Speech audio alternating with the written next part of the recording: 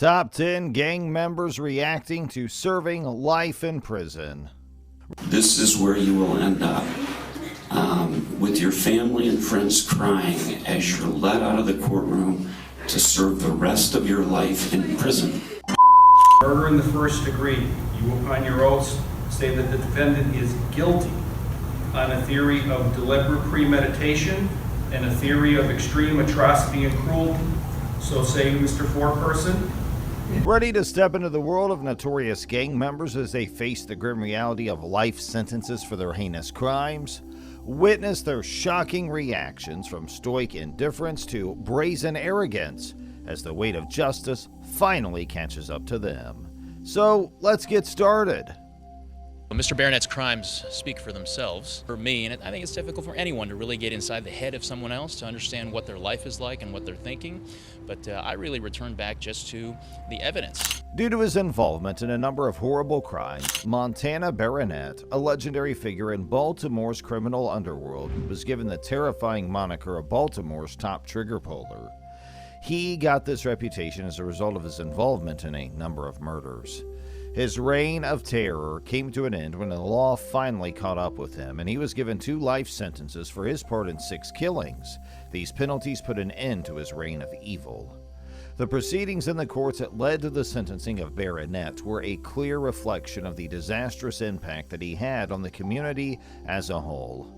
The idea that he would probably never be free again brought some consolation to the families of those who had lost a loved one as a result of his activities and were reeling from the tremendous loss that was caused by him.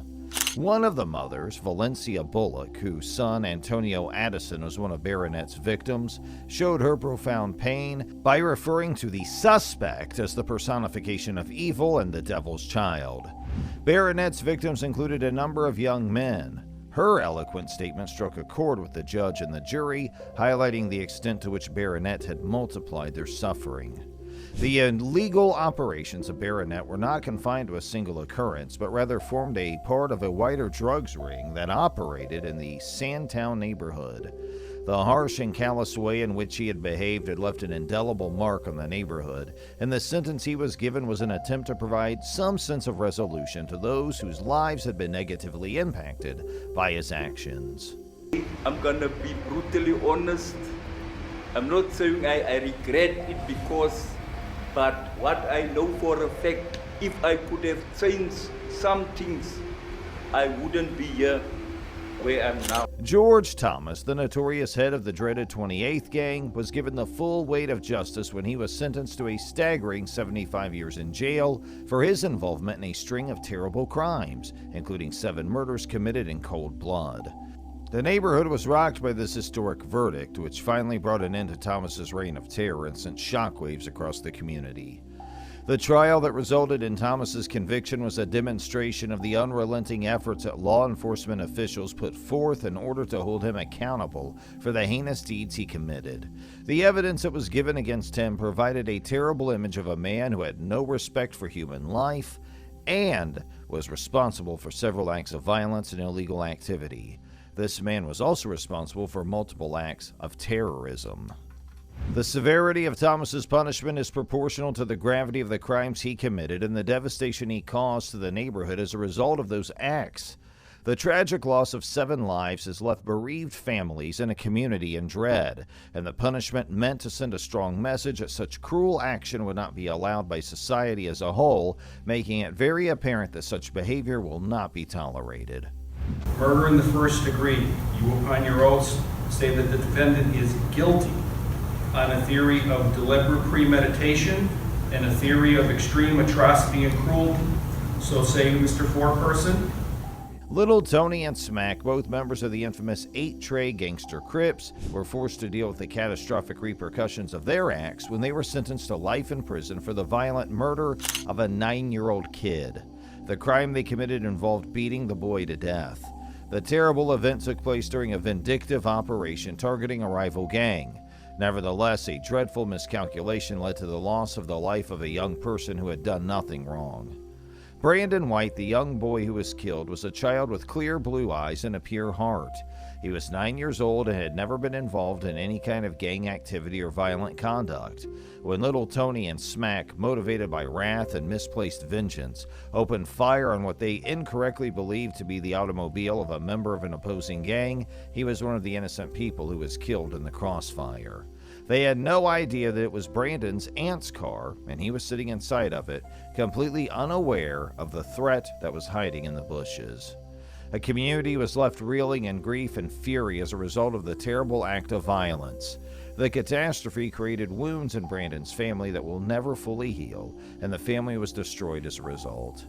As the proceedings of the case progressed, the courtroom was packed with emotionally distressing testimonials that put light on the tragic impact that gang violence has on the lives of innocent people. Little Tony and Smack didn't seem to understand the seriousness of their conduct during the trial, as seen by their lack of contrition. The fact that they were sentenced to life in prison served as a sobering reminder that the repercussions of such callous brutality would be addressed with the full power of the law. It is possible that the justice was delivered that will never be able to repair the irreparable damage that was created. Firefighters found the body of Samol Duran burning next to a dumpster near Nile and 7th Avenue last week. Investigators say she was shot before being set on fire. In the District Court of Jefferson County, Colorado, Abel Gallegos was tried for the kidnapping and murder of Simone Duran Gallegos and 2 other people, and he was found guilty of both charges. He was given a sentence that included life in prison without the possibility of parole, in addition to 163 years. Both Alonzo Quintana and Rene Francisco Rosales were convicted guilty on multiple offenses related to the retribution murder they were accused of participating in. After she witnessed him communicating with Iran on social media, Duran arranged a meeting at a residence in Denver with Gallegos, Rosales, and other individuals. Quintana and Duran were both shot in the beginning of 2018, and Duran identified Gallegos as the one who pulled the trigger. After that, Gallegos introduced Duran to Quintana when they were walking to the parking lot together. While she was hiding out in the trunk of the car, she was being attacked by the 2 males. After arriving in Golden, they drove her to an isolated location where they shot her 10 times before dousing her in gasoline and setting her ablaze. They carried her body there and laid her to rest. The judge who handed down the sentence, Philip McNulty, voiced his outrage at the cavalier manner in which this crime was committed, as well as the blatant contempt that was shown for the life of a human being. "You are not permitted to stay in our midst any longer," he said. This is where you will end up, with your family and friends crying as you're let out of the courtroom to serve the rest of your life in prison. Eran como casi las 10 de la noche. Ya yo estaba en cama viendo novelas en televisión para dormirme. Mi niño estaba aquí jugando Nintendo en su habitación. The horrifying murder of 15-year-old Lisandro Guzman Feliz, orchestrated by members of the Trinitarios gang, reverberated across the nation, drawing attention to the unyielding brutality associated with street gangs. This tragic incident unfolded on June 20th, 2018 in the Bronx, New York, where young Guzman Feliz fell victim to a merciless attack that ended his life. Mistaken for a member of a rival gang, he faced a ruthless onslaught of machetes and knives, the entire gruesome act captured on security cameras, leaving the community and nation in shock and disbelief. In the aftermath of the crime, law enforcement acted swiftly, apprehending 8 members of the Trinitarios gang and bringing them to trial. The charges levied against them included first-degree gang assault, along with various other counts related to the chilling event. Throughout the trial, the defendants resorted to pointing fingers at each other, attempting to evade responsibility for the abhorrent act they had collectively committed. However, the weight of the evidence was insurmountable, and the jury delivered justice by finding 5 of the defendants guilty of first-degree murder. The court handed down life sentences without the possibility of parole, ensuring they would never pose a threat to society again. The remaining 3 defendants received sentences ranging from 23 years to life in prison. The sentencing not only provided a semblance of closure to Guzman Felice's grieving family, allowing them to see some form of justice served, but it also shed a stark light on the far-reaching consequences of gang violence. The heinous act not only claimed the life of an innocent young man, but also shattered the lives of those involved, both the perpetrators and their families. It underscored the urgent need for addressing the root causes of gang activity and implementing preventive measures to break the cycle of violence that plagues communities. This tragic event ignited conversations and efforts aimed at combating gang-related violence, prompting community leaders, law enforcement agencies, and organizations to collaborate in finding solutions. Support programs and resources were established to address the social and economic disparities that often contribute to gang recruitment and to provide alternatives and opportunities for at-risk youth. Lisandro Guzman Felice's untimely death became a symbol of the devastating toll that gang violence takes on society. His memory served as a poignant reminder that every life lost to such senseless acts is an immense tragedy that demands action. His legacy fueled the determination to strive for safer communities where young individuals can grow up without fear of falling prey to the clutches of gangs. Through collective efforts and a commitment to change, his memory would inspire a brighter future where lives are cherished, violence is condemned, and hope prevails over despair. The quest for a society free from the grip of gang violence continues, fueled by the memory of a young life lost too soon and the enduring hope of preventing such tragedies from repeating themselves. In a cop car. Yep. Tristan. What's up, guys? Yep. Tristan, if you walk out the damn, it's in a cop car, cuz. Tripping, dude. The case of Aiden Fucci, a 14-year-old who was found guilty of the savage murder of his classmate Tristan Bailey, age 13, and sentenced to life in prison without the chance of parole, stunned the nation. Tristan Bailey was only 13 years old when he was killed, and the horrible crime was committed on May 9, 2021, and left the local community as well as people from other parts of the world wondering how a young person could be capable of doing such a serious atrocity. Fucci was tried as an adult despite his young age, and despite the fact that the prosecution presented strong evidence linking him to the scene of the crime. When he purposefully took Bailey's life, the prosecution contended that he was fully aware of the implications of his acts and did not try to cover them up. You found this girl, right? Where? In our neighborhood. Down our main street. Is she good? No, she's dead. That's why this is very important. It's all on you right now.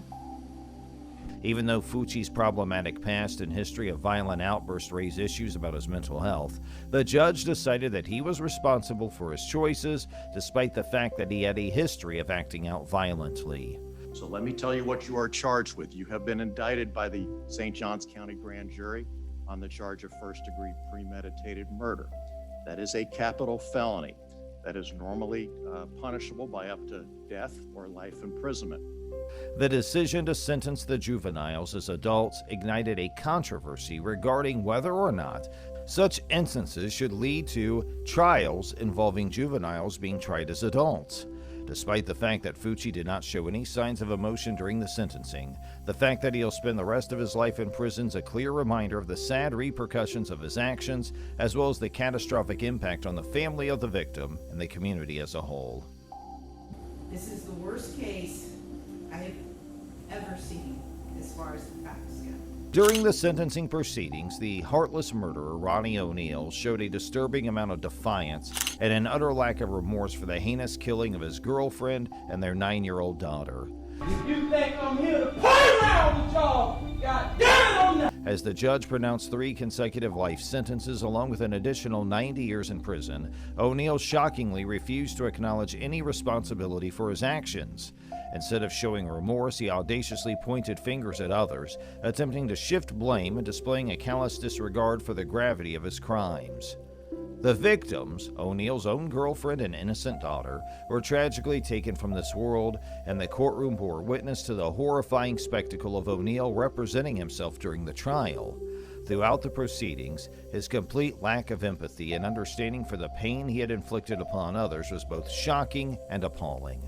He brazenly mocked the legal system, contributing to the misery caused by his despicable behavior. For something I didn't do, and I am not sorry for the things I did do. Mr. O'Neill, All I'm right. not, listen, stop right, stop, All right. listen to me. I'm not You're not gonna raise your voice again.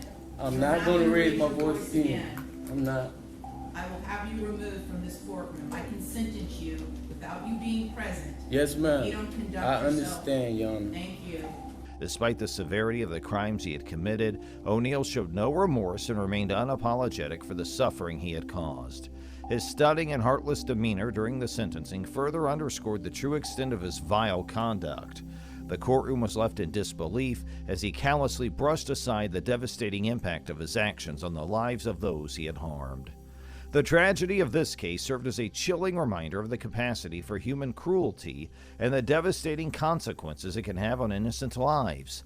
The loss of O'Neill's girlfriend and daughter was a profound tragedy that left a void in the lives of their loved ones. The callousness and lack of remorse displayed by O'Neill during his sentencing only deepened the pain and anguish experienced by the grieving family and friends left behind. As the gavel fell, delivering the weight of justice upon O'Neill, society was reminded of the importance of empathy, compassion, and accountability in the face of such unimaginable cruelty. The memory of the victims would forever serve as a somber reminder of the need for a compassionate and just society where the rights and lives of every individual are respected and protected. In the quest for a safer and more harmonious future, the hope is that society will stand united against such acts of violence and work tirelessly to prevent further tragedies like this from ever occurring again. Serve a term of life without parole. As to count 4, for the offense of attempted murder. Convicted killer Riley experienced a profound emotional collapse as he faced the dreadful reality of serving a life sentence in prison without any possibility for release for his heinous acts. Throughout his sentencing, the weight of his actions seemed to crush him, revealing expressions of remorse and vulnerability. Riley's guilt was further underscored by his guilty pleas to both aggravated murder and attempted murder, reflecting the gravity of his crimes that had inflicted immeasurable suffering and grief upon the victim's family. You can see I get nothing back, except the reality that she is gone. The courtroom bore witness to the catastrophic impact of Riley's decisions as the victims courageously recounted how his actions had shattered their lives. The haunting realization that he would spend the remainder of his days behind bars without any chance of redemption or freedom. We want answers, and we wanted today so bad. Tore through the facade of toughness he once displayed. Instead, he appeared as a man burdened by deep regret for the actions that led to his incarceration. This emotional breakdown served as a stark and devastating reminder of the irreversible consequences of violent actions and the profound toll they take on all parties involved. It laid bare the devastating ripple effects of such acts, leaving scars that may never heal and marking a stark contrast to the life that once was. Riley's plight stands as a somber reflection of the choices individuals make and the far-reaching impact those choices can have on their own lives and the lives of others. It serves as a cautionary tale, urging society to address the root causes of violence and create an environment that promotes empathy, compassion, and support for those at risk of falling into destructive paths. The heart-wrenching courtroom scene also emphasizes the importance of fostering rehabilitation and providing resources for individuals to transform their lives positively.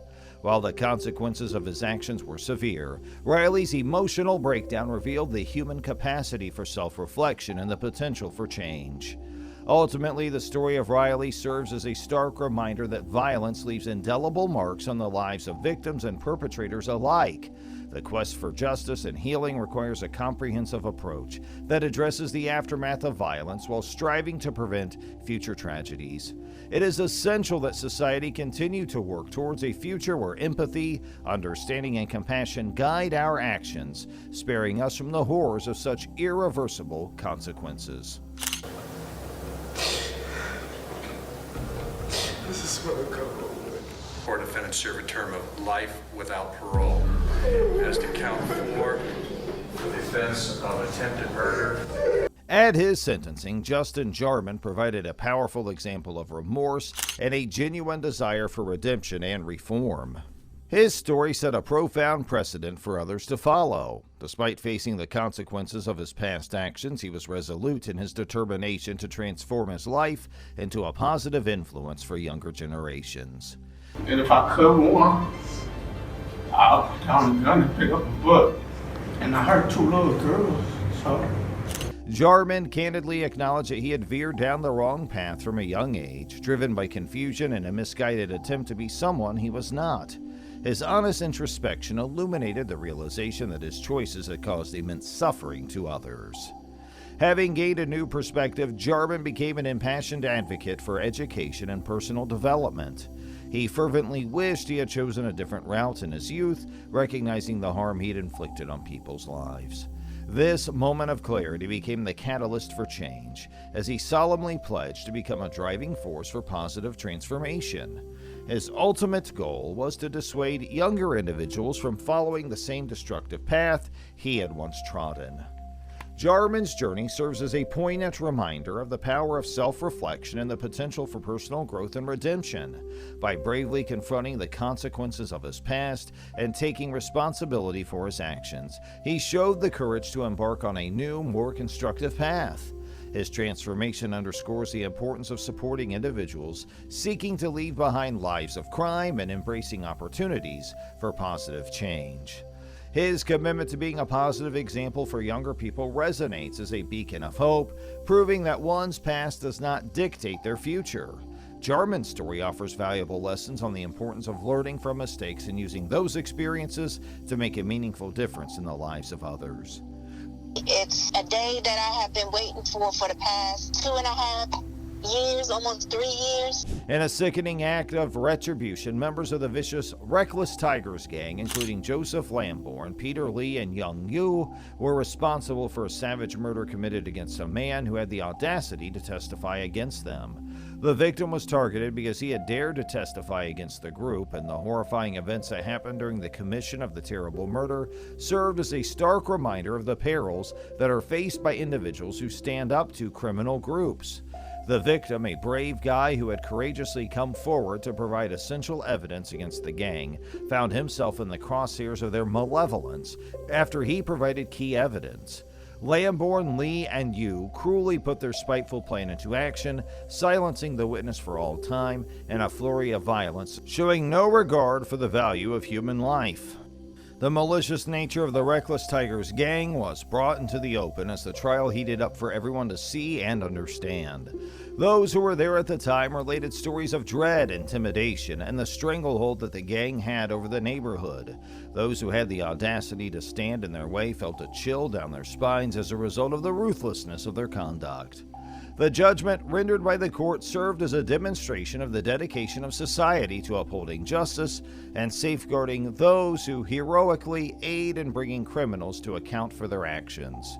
Even though a life was needlessly lost, the conviction of these vicious gang members sends a strong message that acts of violence and intimidation of this nature will not be allowed. And that's all for today's video, but we'll be back with more soon. So please don't forget to hit the like button, subscribe to our channel, and thanks for watching.